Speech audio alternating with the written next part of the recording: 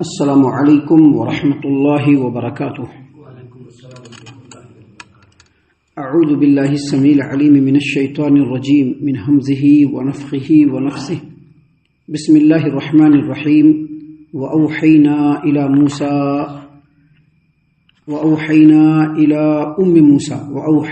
إلى أم موسى أن أرضعيه فإذا خفت عليه فألقيه في اليم ولا تخافي ولا تحزني إنا رادوه إليك وجاعلوه من المرسلين فالتقطه آل فرعون ليكون لهم عدوا وحزنا إن فرعون وهامان وجنودهما كانوا خاطئين۔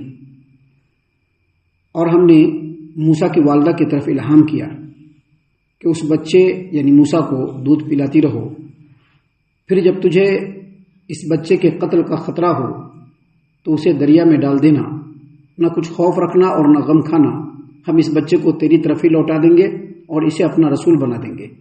چنانچہ فرعون کے گھر والوں نے اس بچے کو اٹھا لیا تاکہ وہ ان کے لیے دشمن اور رنج کا باعث بنے۔ بلا شبہ فرعون، حامان اور ان کے لشکر خطا کار لوگ تھے۔ محترم سامعین کرام، سورۃ القصص سورہ نمبر 28 اور اسی سورت سے آیت نمبر 7 اور 8 یہ دو آیتیں آپ کے سامنے تلاوت کی گئیں۔ بفضل اللہ، بعون اللہ، بتوفیق اللہ، دونوں آیتوں کا ترجمہ بھی آپ تمام کی خدمت میں پیش کیا گیا اللہ کی توفیق سے۔ محترم سامعین کرام، یہاں پر اللہ تبارک و تعالیٰ نے اوحینا کا لفظ نازل کیا ہے۔ وأوحینا الی ام موسیٰ، اور ہم نے موسیٰ کے ماں کی طرف وحی کی۔ یہ جو اوحینا ہے یہ اصل میں وحی سے ہے، اور وحی کا مطلب ہوتا ہے پوشیدہ اور تیز اشارہ، یعنی کسی پوشیدہ اور نامعلوم بات کے لیے جلدی سے دل میں اشارے کا ہونا، اس کو کہتے ہیں وحی، یا اسی کو کہتے ہیں اوحا۔ محترم سامعین کرام، اس کا مطلب یہ ہوا کہ اللہ تبارک و تعالیٰ کی طرف سے کسی پوشیدہ اور نامعلوم بات کے سولوشن کے لیے دل میں کسی بات کا آنا، اس کو کہتے ہیں الہام۔ کیا کہتے ہیں اس کو؟ الہام۔ اور یہی چیز سیدنا موسیٰ علیہ السلام کی والدہ کے ساتھ بھی ہوا کہ اللہ نے ان کے دل میں بات ڈالی، جیسا کہ بعض اہل علم نے تفسیر کیا ہے اور تشریح کیا ہے، اور بعض اہل علم نے یہ تشریح کیا ہے اور یہ تفسیر بتلایا ہے کہ ہو سکتا ہے کہ سیدنا موسیٰ علیہ السلام کی ماں کی طرف فرشتے آئے ہوں اور انہوں نے آ کر ان کو بتایا ہو، کیونکہ یہ بھی غیر نبی کی طرف ہو سکتا ہے، جیسا کہ سیدہ مریم علیہ السلام جو نبی نہیں تھی، لیکن اس کے باوجود اللہ نے ان کے پاس جبرائیل امین کو بھیجا تاکہ ان کو خوشخبری سنائے کہ آپ کو اے مریم عیسیٰ پیدا ہونے والا ہے اللہ تبارک و تعالیٰ کے حکم سے۔ تو بعض اہل علم نے کہا ہے کہ ہو سکتا ہے کہ موسیٰ کے والدہ کی طرف فرشتے آئے ہوں اور انہوں نے آ کر کے ان کو بتایا ہو کہ آپ کا جو یہ بچہ ہے اس کے ساتھ آپ کو کیا کرنا ہے۔ دیکھیے اللہ نے فرمایا وَأَوْحَيْنَا إِلَىٰ أُمِّ مُوسَىٰ أَنْ أَرْضِعِيهِ، اور ہم نے موسیٰ علیہ السلام کے ماں کی طرف الہام کیا کہ اپنے بچے یعنی موسیٰ کو دودھ پلاتی رہو۔ فَإِذَا خِفْتَ عَلَيْهِ، اور جب تم کو خوف لگنے لگے، فَأَلْقِهِ فِي الْيَمِّ، تو اس کو دریا میں ڈال دینا، وَلَا تَخَافِي وَلَا تَحْزَنِي، اور بالکل ڈرنا نہیں، غم مت کرنا، خوف مت کھانا، إِنَّا رَادُّهُ إِلَيْكَ، میں اس بچے کو تمہاری طرف لوٹاؤں گا، وَجَاعِلُوهُ مِنَ الْمُرْسَلِينَ، اور اس کو رسولوں میں سے بناؤں گا۔ یعنی سیدنا موسیٰ علیہ السلام کی ماں کی طرف جو وحی کی گئی اس میں 4 امور بتلائے گئے، 4 پوائنٹ بتلائے گئے، 4 چیزوں کی رہنمائی کی گئی ان کی والدہ کو۔ کیوں رہنمائی کی گئی؟ کیونکہ موسیٰ اللہ کے نبی بننے والے ہیں، موسیٰ کو اللہ تبارک و تعالیٰ نے چن لیا، موسیٰ کو اللہ تبارک و تعالیٰ کو کلیم اللہ بنانا تھا، ان کے ذریعے سے اللہ تبارک و تعالیٰ کو بنی اسرائیل کے اوپر ہو رہے مظالم کا خاتمہ کروانا تھا، اور اس کے ذریعے سے فرعون جیسے ظالم و جابر بادشاہ کو ان کے انجام تک پہنچانا تھا۔ اس لیے اللہ تبارک و تعالیٰ کا یہ نظام بنا، اور اللہ نے یہ انتظام کیا کہ موسیٰ کی ماں کو 4 طرح سے وحی کی اور رہنمائی کی۔ پہلی رہنمائی کیا کی؟ یہ جو بچہ پیدا ہو گیا ہے اس کو ابھی اپنے پاس رکھے رہو، جب تک سراغ رسانی نہیں ہو جاتی ہے، جب تک لوگ اس تک پہنچ نہیں پاتے ہیں، تم آرام سے اس کو رکھے رہو اور دودھ پلاتے رہو، کچھ بھی پرابلم نہیں ہوگا۔ مفسرین نے کہا ہے کہ سیدنا موسیٰ علیہ السلام کی ماں نے ان کو 3 مہینے تک اپنے پاس چھپا کر کے رکھا تھا، اور 3 مہینے تک ان کو دودھ پلاتی رہی۔ لیکن کیا ہوتا ہے کہ سماج و معاشرے میں، خصوصاً ایسے سماج و معاشرے میں جہاں کا بادشاہ ظالم ہو، جابر ہو اور وہ کھوج بین اور خانہ تلاشی کراتا ہو تو وہاں پر کچھ باتیں بہت دنوں تک چھپی نہیں رہتی ہیں. تو موسیٰ علیہ السلام کی والدہ کو لگنے لگا کہ اب کوئی نہ کوئی آتا ہوگا کوئی پوچھنے کے لیے, چھپا لیتی ہوں گی. لیکن کب تک چھپائے گا آدمی کوئی؟ جیسا کہ کل بتلایا تھا ہم نے کہ فرعون کی طرف سے کچھ عورتوں کو خصوصی طور پر اسی کام کے لیے ڈپوٹ کیا گیا تھا, اسی کام کے لیے مقرر کیا گیا تھا کہ آپ کو گھر گھر میں جانا ہے, گھر گھر میں گھسنا ہے اور دیکھنا ہے کہ بنی اسرائیل میں کون سا لڑکا ہے جو پیدا ہوا ہے, کیونکہ لڑکوں کو مارنا ہے, لڑکیوں کو چھوڑنا ہے. تو عورتیں آتی رہتی ہوں گی, بچہ پیدا ہوا ہے کیا, ہر بار جو ہے ٹال دیتی ہوں گی, ہر بار ٹال دیں. لیکن اب لگ رہا تھا کہ اب نہیں ٹال پائیں گی. تو سیدنا موسیٰ علیہ السلام کی والدہ کو یہ رہنمائی کی گئی تھی کہ جب لگنے لگے کہ اب بچے کو ان کے یعنی حکومت کے عمال پکڑ کر کے لے جائیں گے تو اس وقت کیا کرنا, بغیر کسی خوف کے, بغیر کسی تردد کے اس کو دریا کے اندر ڈال دینا, کسی ٹوکری میں رکھ کر کے یا تابوت میں رکھ کر کے. تو جب 3 مہینے تک دودھ پلا دیا اور ان کو لگنے لگا کہ اب ایسا معاملہ ہوگا تو سیدنا موسیٰ علیہ السلام کی والدہ نے ٹوکری میں یا پھر اس میں ڈال دیا. ٹھیک ہے نا, یہ دوسری رہنمائی تھی. تیسری رہنمائی یہ کی گئی کہ جب بچے کو دریا میں ڈالنا, تو والدہ ہے نا, ابھی رشتے میں یا باپ کو بیٹے کے بارے میں کتنا درد ہوتا ہے, لیکن ماں کو کتنا درد ہوتا ہے وہ سوچ لیجئے.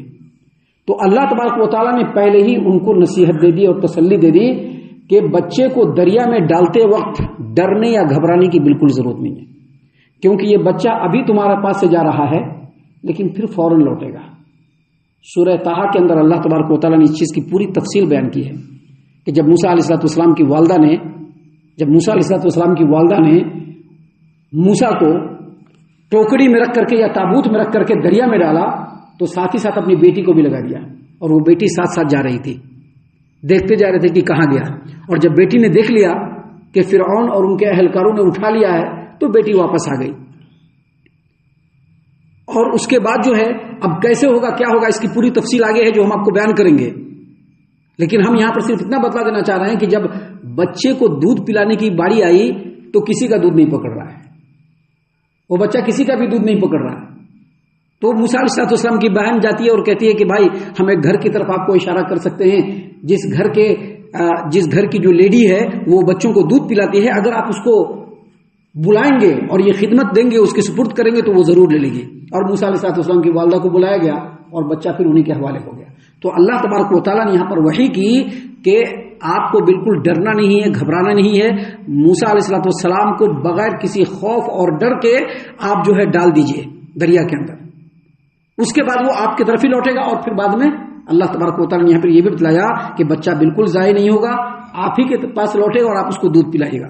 اور چوتھی بات جو سیدنا موسیٰ علیہ السلام کی والدہ کو اللہ کی طرف سے وحی ہوئی وہ یہ کہ آپ کو ڈرنے اور گھبرانے کی ضرورت اس لیے بھی نہیں ہے کہ جو موسیٰ ہیں آنے والے وقت میں اللہ کے رسول بننے والے ہیں, اللہ ان کو رسول بنانے والا ہے.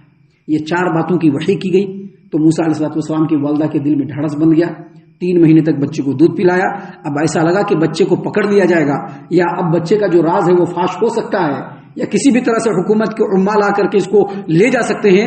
تو انہوں نے دل کو کڑا کر کے, موسیٰ علیہ السلام کی والدہ نے دل کو کڑا کر کے ٹوکری میں یا تابوت میں رکھ کر کے اس کو آرام سے دریا کے موجوں کے حوالے کر دیا.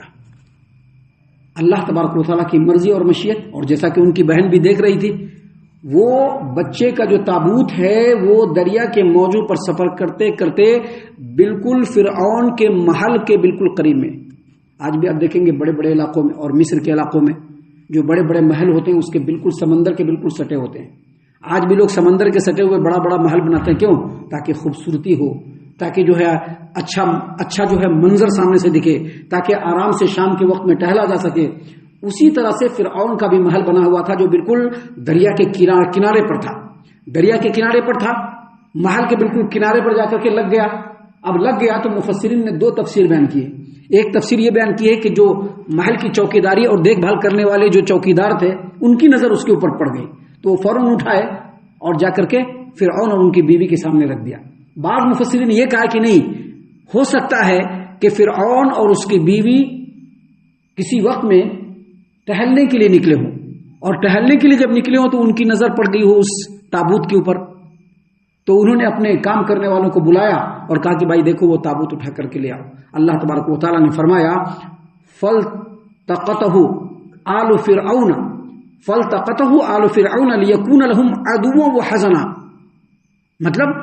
مطلب یہ کہ وہ جو بچہ ان کی تباہی کا سبب بننے والا تھا، جس بچے کو اللہ رسول بنانے والا تھا، جس بچے کے ذریعے سے اللہ تبارک و تعالیٰ بنی اسرائیلیوں کو فرعون کے ظلم و استبداد کے پنجے سے نجات دلانے والا تھا، اسی بچے کو فرعون کے لوگوں نے اٹھا لیا.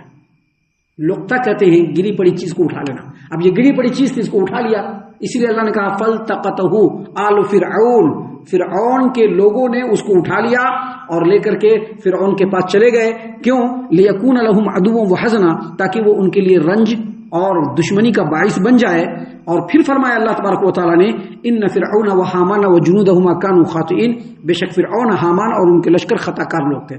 خطا کار لوگ کیسے تھے؟ نجومی نے یہ بتلایا تھا کہ ایک بچہ ایسا ہوگا جو بڑھے گا تو تمہاری حکومت کے خاتمے کا سبب بنے گا اور تمہارے موت کا بھی سبب بنے گا. اس ایک بچے کے لیے فرعون اور حامان اور اس کے لشکر کے لوگوں نے ہزاروں بچوں کو قتل کیا.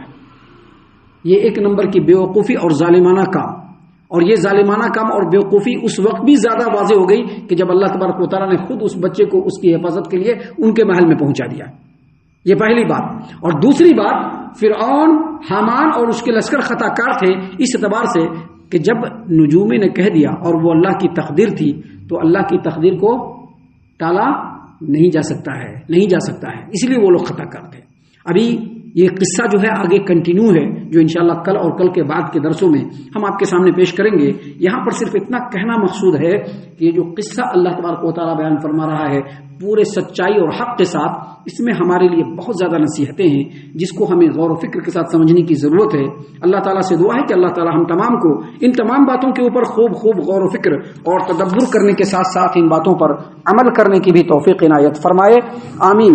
اللہ تعالیٰ ہم تمام کو صحیح معنوں میں پکا سچا مومن مسلمان بنائے. اللہ اور اس کے رسول صلی اللہ علیہ وسلم کی اطاعت و فرما برداری کرنے والا بنائے. صحابہ کرام رضی اللہ عنہم کے طریقے پر چلنے والا بنائے. جنت الفردوس میں جگہ عطا فرمائے. اے اللہ ہم تمام کو جہنم سے پناہ دے. اے رب العالمین ہم تمام کو جہنم سے پناہ دے. اے مالک الملک ہم تمام کو جہنم سے پناہ دے. آمین یا رب العالمین. وما علینا الا البلاغ المبین.